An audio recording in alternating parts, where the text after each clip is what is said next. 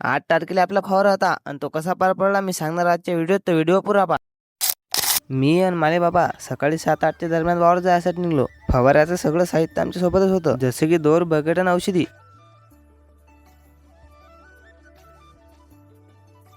वावरात पोहोचलो. दरवर्षीप्रमाणे यावर्षी बी आपल्या वावरात पराठीच आहे. विहिरीवर पोहोचलो. बाबांना फवाऱ्यासाठी पाणी काढलं, औषधी बनवली, पंप्यात पाणी ओतलं. आणि हे विहीर आपली नाही रे बा, दावखेडवाल्याची आहे. बाबाने विहिरीहून पंप पाठीवर घेतला आणि वावरात जायसाठी निघले. त्याच्या मागे मागे मी गेलो. वावरात पोहोचलो. बाबाने फवारा चालू करून दिला होता.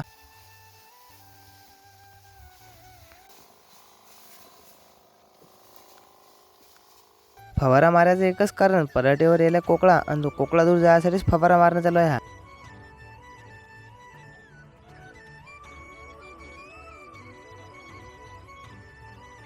यंदा पराठी आणि तूर दोन्ही पिकं चांगले दे का बरी.